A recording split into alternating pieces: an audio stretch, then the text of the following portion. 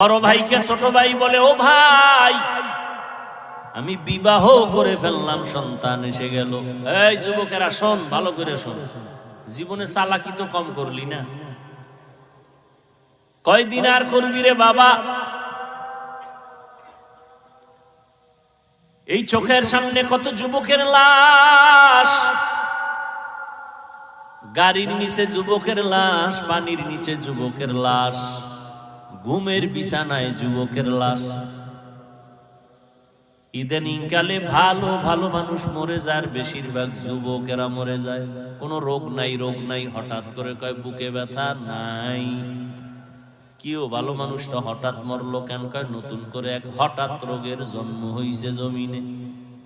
ওই রোগের নাম কি?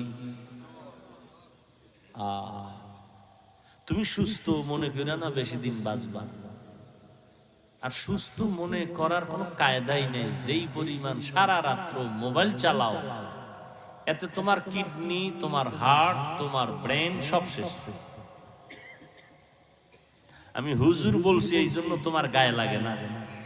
তুমি আজকে বাসায় গিয়া গুগলে ঢুকো, টাচ মোবাইলে তোমার দেহের কি ক্ষতি করে। আমগো গুনা টুনা তো আছে, এটি বয়ান আলাদা। তুমি নগদ কিছু ক্ষতির বয়ান আজকে গুগল থেকে নিয়ে নাও, ওখানে তোমার গুরুরা বসা আছে, আমগো হুজুর একজনও নাই। কি থিওরি দিছে এই টাচ মোবাইলে তোমার কি কি ক্ষতি করে।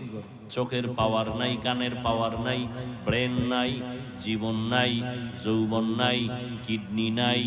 এই কিডনির রোগী এখন কম না বেশি? বেশি। এরে আল্লাহর বান্দা, অথচ মানুষের জন্য আমার আল্লাহ দয়া করে শরীরকে সুস্থ রাখার জন্য একটা অমূল্য ঔষধ দিছেন ফ্রি।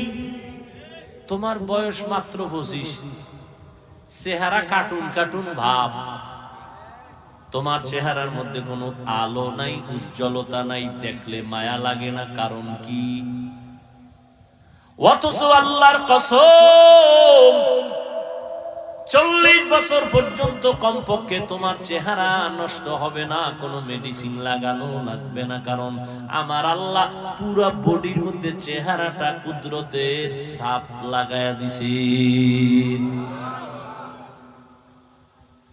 এই জন্য দেখছনি শীত শীত হাত মোজা, পাও মোজা, শুধু চেহারাটা ছাড়া বাকি সব ইনটেক করে ফেলছে, প্যাকেট করছে না। যত রৌদ্র, যত ধুলা, যত বালু সব চেহারায়। বোঝ বোঝ, ভালো করে বোঝ। আমরা তো বুদ্ধিমান না, বোকা। বোকাদের কথা একটু শোন, দেখ দেমাগে ধরেনি। যুবকদেরকে বলছি, সব ধুলা বালু চেহারায় লাগলো, এবার গোসলখানায় গেলা, শরীরে ধুলা লাগে নাই, রৌদ্র লাগে নাই, বালু লাগে নাই, পোশাক দিয়ে আটকাইছো, শীত চেহারায় লাগছে সব।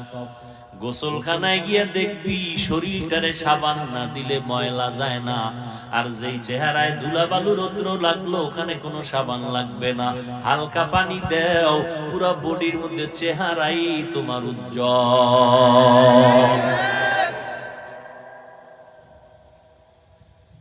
এই চেহারাটারে নষ্ট করে ফেললি মাত্র 25 থেকে 27, 30 বছরের মধ্যে, অথচ 40-এর আগে চেহারা নষ্ট হবে না।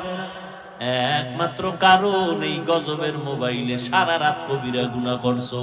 রাতের ঘুম ছিল শরীরের ঔষধ, এই ঔষধ ব্যবহার করো নাই। হাসলেও লাভ নাই, কপাল পুরলে মরণের আগে কপাল জোড়া লাগবে না।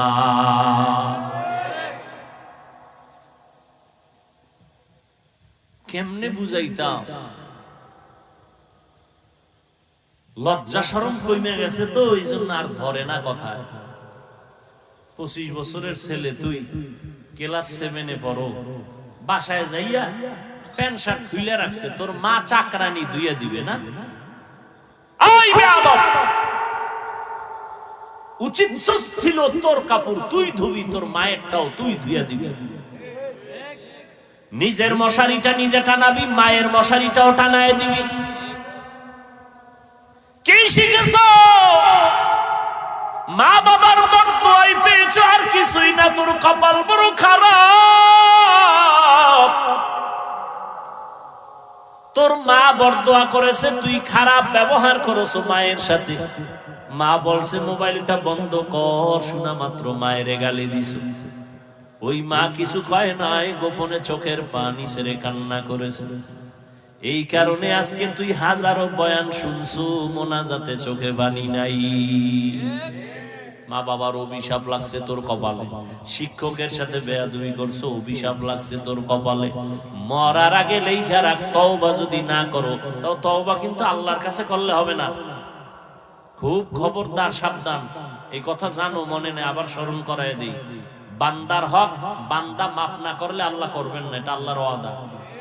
মায়ের সাথে বেয়াদবি করলে মা আগে মাফ করলে আল্লাহ করবে না, আল্লাহ করবে না। শিক্ষকের সাথে বেয়াদবি করেছো, শিক্ষক যতদিন ক্ষমা না দিবে আল্লাহ দিবেন না, আল্লাহ পাকের ওয়াদা। সাবধান, বড় বড় চালাকরা রাস্তায় ল্যাংটা পাগল হয়ে ঘুরে, বেয়াদবির পরিচালনায় পঙ্গু হয়ে যাবি, কান্না করেও আর কিনারা পাবি না। ও যুবক, ভালো করে বুঝো। ছোট ভাই জিজ্ঞাসা করে, বড় ভাই তুমি বিবাহ করো না কেন? আমি তো বাচ্চার বাবা হয়ে গেছি, মনে আছে? বড় ভাই বলে, ছোট ভাই তোরে বলি কি লাভ কি? তবে শোন মনের দুঃখ, আমি বিবাহ করব, মনের মতো মাইয়া পাই না।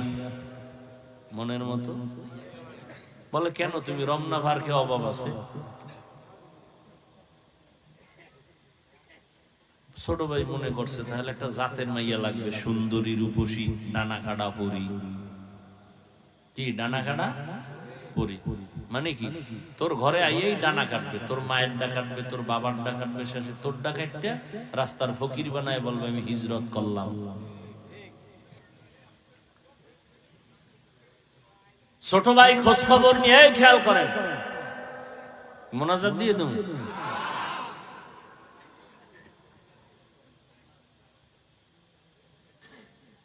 ছোট ভাই খুঁজে খুঁজে একটা মাইয়া পাইছে, সম্ভ্রান্ত পরিবারের ডানা কাটা ভরি।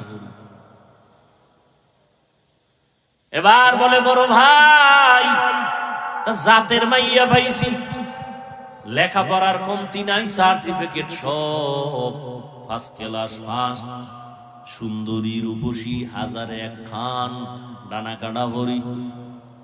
খবর টবর শুই না বড় ভাই কয়, মইরা যামু, এই মাইয়া বিয়া করবো না। এই খুব খেয়াল করো বাবা, খুব একটা কঠিন ঘটনা আমি টানতেছি। ঘটনাটার সত্যতা আজকে বাসায় গিয়া মোবাইল থেকে যাচাই করবা, গুগলে নামটা বলবো একেবারে শেষে। এবার বড় ভাই বললো, এই মাইয়া আমি বিবাহ করব না। ছোট ভাই বলে, তাহলে তুমি কি চাও? তোমার কপালে বিয়া নাই? শোন, আমার নিয়ত যদি খাঁটি হয় আমার আল্লাহ পূরণ করবে। এবার তোমার কি নিয়ত? আমি এমন একটা মাইয়া চাই যেই মেয়ে আমার ডান হাতটা ধইরা আমাকে জান্নাতে ঢুকায় দিবে। তুমি কোন মাইয়া চাও? চাওয়ার আগেই ভাইয়া লাইছে, সব অনলাইন।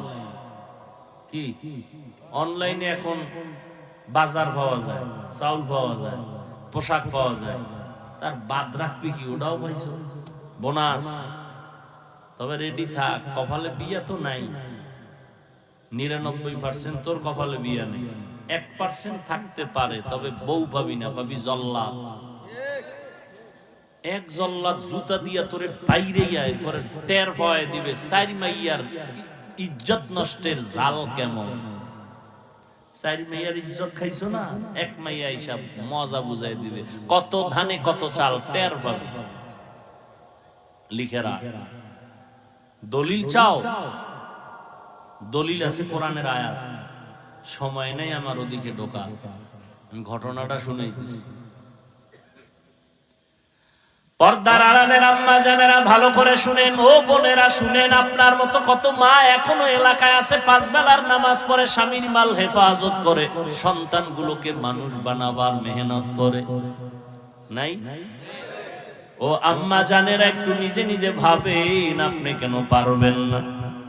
ও পর্দার আড়াল বোনেরা, আপনার মতো কত বোন লেখাপড়া করে, মোবাইলে সময় নষ্ট করে না, চরিত্র নষ্ট করে না, কোনো যুবকের উপরে চরিত্রের হামলা করে না, নামাজ পড়ে, পর্দা করে, এরকম মহিলা নাই? বোনেরা নাই? ও বোনেরা, আপনি কেন পারবেন না? ও যুবক, জীবনে মাদ্রাসায় পড়ে নাই, স্কুলে পড়ে, কলেজে পড়ে, চাকরি করে, ব্যবসা করে, RAB, army, police, BDR, doctor, professor, engineer, OC, DC SP, মাদ্রাসায় জীবনেও যায় নাই, জেনারেল লাইনে থাকিয়া আজও 5 ওয়াক্ত নামাজ পড়ে আছে। বাস আমগো হুজুর বাদ দাও, তোমারে জুতার বাড়ি দিতে তোমার লাইনের নামাজই যথেষ্ট, আমগো হুজুর লাগবে না। আল্লাহ বলবে, বেঈমান, তোর লাইনে থাইকা চাকরিজীবী নামাজ পড়লো, তুই পারলি না কেন? তোর লাইনে থাইকা যুবক নদীর মধ্যে মাছ ধরছে, নামাজ ছাড়ে নাই, তুই কেন পারলি না? জমিনে কাজ করিয়াও নামাজ ছাড়ে নাই, বল তুই কেন নামাজ পড়ো নাই? এবার ছোট ভাই ডাক দিয়া, ছোট ভাই বলে, ও বড় ভাই, এমন একটা মাইয়া চাও যে তোমার হাতটা দইরা জান্নাতে নিবে, এমন কোন মেয়েও নাই, তোর কপালে বিয়াও নাই। বড় ভাই জবাব দিছে, কি বলছেন একটু আগে, নিয়তটা যদি আল্লাহর জন্যই খাঁটি হয়, আল্লাহ ফিরাইয়া দিবেন না। কিছুদিন পরে খবর আসলো, পাশের বাড়িতে একজন আল্লাহর ওলি মাঝে মাঝে আসেন মানুষের নিয়ে দোয়া করার জন্য। আমাদের দেশে জৈনপুরে হুজুরেরা আসেন, বড় বড় আল্লাহওয়ালারা, এখন তো কমে গেছে, আগে আসতো, সপ্তাহ মাস এক এক এলাকায় থাকতেন, থাইকা মানুষের জন্য দোয়া দায়ী করতেন, আবার চলে যেতেন। আগের আল্লাহওয়ালারা এমন ছিলেন। আর না, আমরা খারাপ হয়েছে, আল্লাহ নাইব, কিন্তু সব বেপর্দা, ভাত খাইবে হুজুর। এই যে আল্লাহওয়ালারা বেনামাজি মহিলার হাতের পাক খায় না, এখনো কিছু আল্লাহওয়ালা এখনো আছে। আমগো ঘরে সব হইল বেনামাজি, কি পৃথিবীতে এর থেকে আর উল্টা পাল্টা কিছু নেই। এর পাক যদি খায় একজন বুজুর্গ, আর বুজুর্গগিরি ওখানে শেষ। কয়জনে বুকে হাত দিয়ে বলতে পারবেন আপনার স্ত্রী পর্দা সহকারে, ওযু সহকারে রান্না করে আপনার ঘরে খানা পাকায়? 1 কোটির মধ্যে একজন পাইবেন কিনা সন্দেহ নাই, বলবো না, আছে, তবে 1 কোটিতে একজন পাওয়া কষ্ট। অথচ আপনি তো মনে করতেছেন আপনি ভিআইপি প্যাকেজের হাজী, পিসাবের মুরিদ, তাবলীগওয়ালা। হ্যাঁ, এ আম্মা জানেরা ভালো করে শুনেন, বড় ভাইয়ের ভরসা কার উপর? ওয়ামান ইয়াতাওয়াক্কাল আলাল্লাহ ফাহুয়া হাসবুহু, আল্লাহর উপরে ভরসা যদি করে, আল্লাহ তার জন্য যথেষ্ট। সমুদ্রে তুফান শুরু হইছে, জাহাজে মাল নিয়ে যাইতেছে, জাহাজ গেছে ডুবে। জাহাজের মালিক ঢাকা অফিসে বসে আছে, হঠাৎ খবর আসলো তোমার জাহাজ ডুবে গেছে। মালিক তো দেখে নাই। দেখেন কুদরত কি, মালিক বয়ে বয়ে খায়, আল্লাহর কসম আমার জাহাজ ডুবে নাই। তুমি দেখছো? কয় দেখি নেই।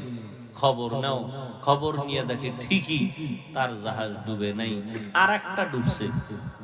এখনকার ভাই, তুমি ঢাকায়, সমুদ্র রইছে কোথায়, সেখানে জাহাজ ডুবছে, তুমি এখানে কসম খাইয়া বললা ডুবে নাই, তোমার ভিতরে পাওয়ার কি?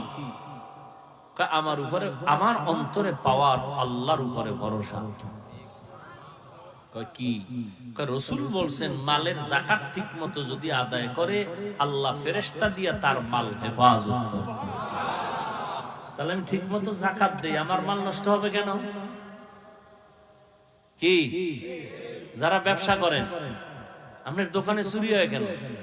আপনি যে কাস্টমারেরটা চুরি করছেন, ধোকা দিছেন, 5 টাকার মাল 13 টাকা, কি আপনি চালাক কমনি, অন্যায় তো আপনি আগে করছেন, তা আপনার দোকান চুরি হইব নাকি আমার হইব? হায় হায়, আল্লাহর উপরে ভরসা করে আছে বড় ভাই। কিছুদিন পরে খবর, পার্শ্বের এলাকায় একজন বুজুর্গ আল্লাহওয়ালা আসছেন, ফজরের সময় চলে গেছেন তার থেকে একটু দোয়া নেওয়ার জন্য। আকাশেতে লক্ষ তারা, এক চাঁদের আলো, লক্ষ মানুষ থেকে একজন আল্লাহওয়ালা ভালো। হুজুর একটু দোয়া করেন আমার জন্য। বাড়ি কই? অমুক জায়গায়। বিয়া করছেন। বাহিরে জানালা থেকে একজন কণ্ঠে মহিলার আওয়াজ সালাম দিলেন। আল্লাহর ওলির কাছে দোয়া চাইতেছেন, হুজুর আমি এই এলাকার একটা কন্যা, একটা মেয়ে সন্তান আসছি দোয়ার জন্য। মা তোমার বয়স কত? এত, বিয়া হইছে নি? কয় হয় নাই। বয়স তো বেশি বেশি লাগে, এখনো কেন বিবাহ বসো না? ওই মেয়েটা ডাক দিয়ে কয়, বুজুর্গ ওলিয়ে কামেল, চরিত্রবান আদর্শওয়ালা একটা যুবক দরকার, মাওলানা হওয়া দরকার না।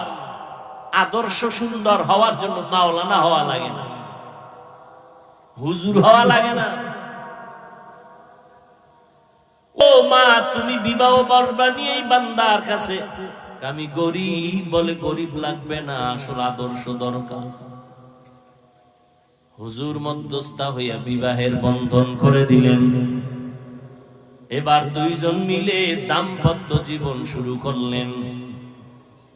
সময় মতো নামাজ পড়েন আর আল্লাহর কাছে কাঁদেন, হে আল্লাহ